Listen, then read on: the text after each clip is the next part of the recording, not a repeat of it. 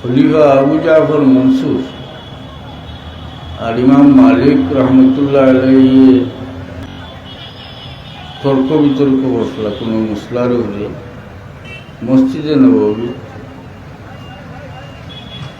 আবু জাফর মনসুর হইল যে আব্বাসী 2 নম্বর খলিফা। এজিদের গোষ্ঠীর রাজত্ব তো 92 বছর বাদে শেষ। 92 বছর বাদে মারওয়ানুল হেমার মানে গাদা মারওয়ানোর সময় শেষ হয়েছে। 1,20,000 সৈন্য লইয়া এজিদের গোষ্ঠীর মারওয়ানের নাম আছে ও মহা মারওয়ান, যে সাংঘাতি মারওয়ান, ওর নাতি, এর নাম আছে মারওয়ানুল হেমার। বাংলা তর্জমা হল গাদা মারওয়ান। আসলে আরব খুব কষ্ট সহিষ্ণু মানুষের হেমার হওয়া হইত। গাদা খুব কষ্ট সহ্য করতে পারে না, বেশি বুঝা বলতো। তো মানুষগুলো যুদ্ধ আছে, কিন্তু 1,20,000 সৈন্য লইয়া বাইরেছেন। কিন্তু আবু মুসলিম খোরাসানি আসলা আব্বাসী হল সেনাপতি, এনা তো তারা পরাজিত হয়েছে। হওয়ার পরে খুব মাইর হয়েছে, সীমার কাতল করা, জিন্দায় মারা হয়েছে। আর এজিদের গোষ্ঠী হয়ে যায় তার লাগে। এজিদের আহ্লাদ নাই। এজিদের রাজত্ব শেষ হয়ে গেছে এজিদ মরার বাদী। এজিদের রাজত্ব শেষ হয়ে গেছে এজিদ মরার বাদী। কতটা হরিয়া হলে বইতে কাতল হরিয়া কোনো হলেও এই রাজত্বের ফরে আর আল্লাহ টিকাইয়া রাখছেন না। এজিদর ফরে এজিদর 14টা হুয়া আছে, এক ফাল, কিন্তু এরার কোনো বংশ না। আল্লাহ শেষ করে দিয়েছে। এক ফুয়া রাজা হয়েছিল, এর নাম আছিল মুয়াবিয়া। এজিদর বাবার নাম হতো মুয়াবিয়া, আর এজিদর ফুয়ার নাম আছিল মুয়াবিয়া। এই রাজা হওয়ার বাদে 40 দিন ধরে সভাসদ পরিষদ সবরে ডাকিয়া জমাইয়া বক্তৃতা দিছে। এই বক্তৃতার মাঝে শেষ কথা হয়েছিল যে শেষ পর্যন্ত আমার বাপে গুনার টুকরি লইয়া খবর গেছে। আর আমার বড় আফসোস যে আমার বাপর পরিণতিটা বড় খারাপ হয়েছে। তুমি যেন রাজা অন্য করে বানাইল, আমি জায়গায় গেছি, তারা সিংহাসন ছাড়িয়ে গেছে।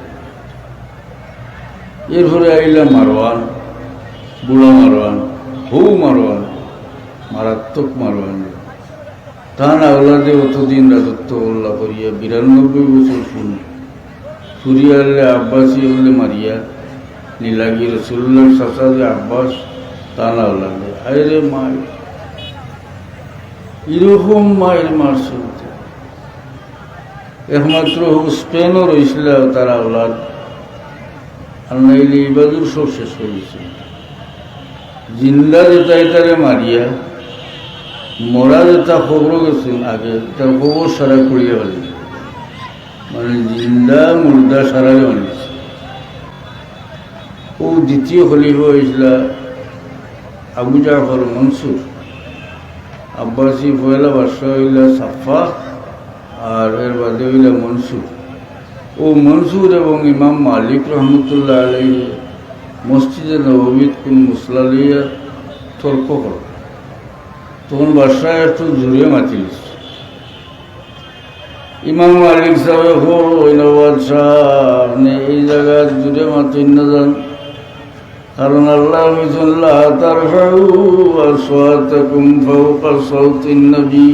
নবীর আওয়াজের উপরে আওয়াজ বুলন্দ করিবেন। আল্লাহ এই সময় তো আল্লাহ নবী কবর শরীফও নিয়ে না।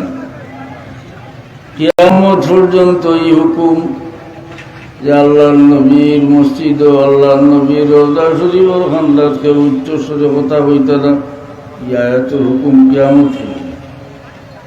ওয়াহাবির জমানা এবং এখনো এই আয়াত লেখা আছে, লা তারফাউ আসওয়াতাকুম ফাওকা সাওতিন নবী রওজা শরীফ জালির উপরে লেখা আছে এখন।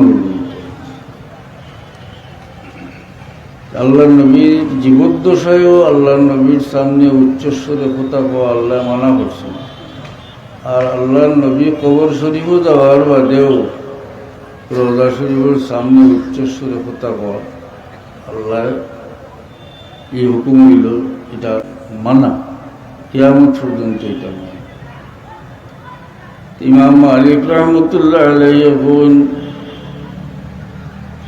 আবার আয়াত পড়িয়া হন যেটা মানুষে আল্লাহ নবীর সামনে তারার আওয়াজ রে ছোট করছিল, আদব করছিল, যেতাম পরবর্তীকার আলম এরার প্রশংসা করছেন।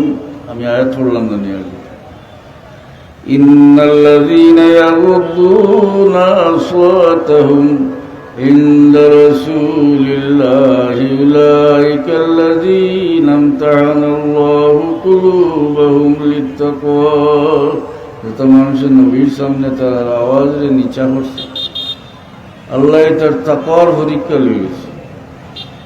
লাহুম মাগফিরাতুন ওয়া আজরুন আযীম, এর লাগি আল্লাহর মাগফিরাত আর বড় মোটা বদলা হোক। গ্রামাঞ্চল থাকিয়া এগুলো মানুষ হইলে বদ্ধ মানুষ, এটা আল্লাহর নবীর মজলিসের আদবলার সম্বন্ধে অবগত নাই। এটা ডাকিছিল হাদিস শরীফও আছে, ইয়া মুহাম্মদ উখরুজ, ও মোহাম্মদ বারক। এখনো বাড়িতে গেলে ডাকই না নিবা, অমুক মিয়া বারক বলে ডাকে।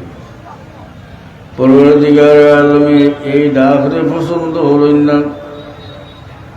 আয়াত নাজিল হয়, ইন্নাল্লাযীনা ইউনাদুনাকা মিন ওয়ারাইল হুজুরাতি আকসারুহুম লা ইয়াকিলুন।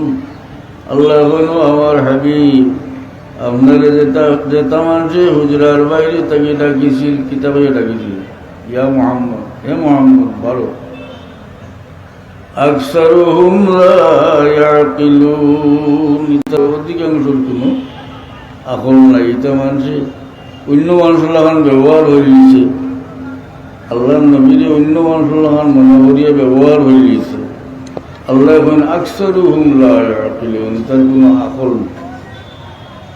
আমরা ওখানে বলতাম যেটা মানুষে আল্লাহ নবী আমরা লাগান মানুষ বা কইতে চান, এটা বেয়াকল মানুষ, বেকুফ।